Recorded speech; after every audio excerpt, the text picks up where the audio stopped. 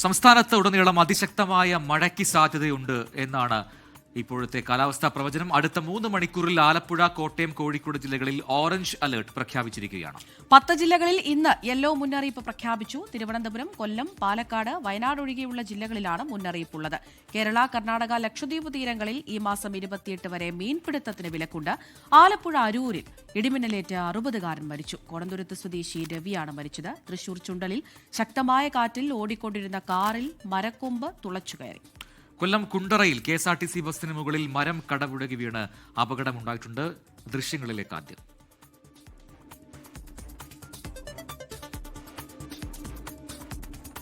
എന്തായാലും ശക്തമായ മഴ എല്ലായിടങ്ങളിലും ഉണ്ട്. ആ മരം കടപുഴകി വീഴുന്ന ആ ദൃശ്യമാണ് ഇപ്പോൾ പ്രേക്ഷകർ കണ്ടത്. പലയിടങ്ങളിലായി ഇത്തരത്തിൽ അപകടങ്ങളൊക്കെ റിപ്പോർട്ട് ചെയ്യപ്പെടുന്ന സാഹചര്യം കൂടിയാണ്.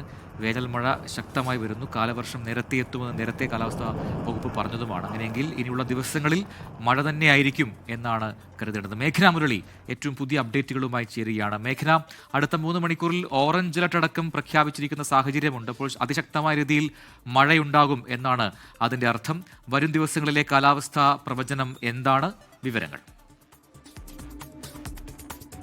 സംസ്ഥാനത്ത് മഴ തുടരുമെന്ന് തന്നെയാണ് കേന്ദ്ര കാലാവസ്ഥാ വകുപ്പ് പറയുന്നത്. ഇപ്പോൾ പെയ്യുന്നത് വേനൽ മഴയാണ്. വരും ദിവസങ്ങളിൽ കാലവർഷവും കേരളത്തിലേക്ക് പ്രതീക്ഷിക്കാം. ഇത് കഴിഞ്ഞ വർഷം ഈ ദിവസമാണ് കേരളത്തിൽ കാലവർഷ മഴ പെയ്തു തുടങ്ങിയത്. പക്ഷേ ഇത്തവണ ഒരു കാലതാമസം ഉണ്ടാകുമെന്നുള്ള കാര്യം കൂടി കേന്ദ്ര കാലാവസ്ഥാ വകുപ്പ് പറയുന്നുണ്ട്. നിലവിൽ പെയ്യുന്ന വേനൽ മഴയുമായി ബന്ധപ്പെട്ട 10 ജില്ലകൾക്കാണ് ഇന്ന് യെല്ലോ മുന്നറിയിപ്പ് നൽകിയിരിക്കുന്നത്. അത് തിരുവനന്തപുരം, കൊല്ലം, പാലക്കാട്, വയനാട് ഒഴികെയുള്ള ജില്ലകൾക്കാണ് യെല്ലോ മുന്നറിയിപ്പ് പ്രഖ്യാപിക്കുകയും ചെയ്തിരിക്കുന്നത്. അതുപോലെ തന്നെ നാളെ 9 ജില്ലകൾക്ക് മഴ മുന്നറിയിപ്പുണ്ട്. മറ്റന്നാൾ 3 ജില്ലകൾക്ക് മഴ മുന്നറിയിപ്പുണ്ട്. വരുമെന്നുള്ള കാര്യമാണ് അറിയിക്കുന്നത്. കേരള, കർണാടക, ലക്ഷദ്വീപ് തീരങ്ങളിൽ മത്സ്യബന്ധനത്തിന് വിലക്കുണ്ട്. 28-ാം തീയതി വരെയാണ് ഈ വിലക്ക് തുടരുക. അത് ഉയർന്ന തിരമാലകൾ കാരണമാണ് മീൻപിടുത്തത്തിന് ഇത്തരത്തിൽ വിലക്ക് ഏർപ്പെടുത്തിയിരിക്കുന്നത്. അതുപോലെ തന്നെ ഇടിമിന്നൽ അപകടകാരിയാണ്. അതുകൊണ്ട് ഇടിമിന്നൽ ജാഗ്രതാ നിർദ്ദേശം നൽകുന്നു. അതുപോലെ മണിക്കൂറിൽ 50 കിലോമീറ്റർ മുതൽ 60 കിലോമീറ്റർ വരെ വേഗതയിൽ കാറ്റ് വീശാനുള്ള സാധ്യതയുണ്ട്. അതുകൊണ്ട് തന്നെ ജാഗ്രത പാലിക്കണമെന്നുള്ളതാണ് കേന്ദ്ര കാലാവസ്ഥാ വകുപ്പ് പറയുന്നത്.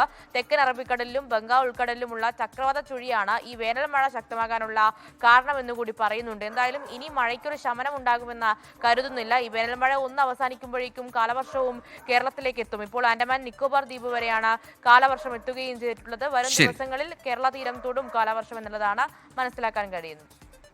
മേഘന മുരളിയാണ് വിവരങ്ങൾ നൽകിയത്.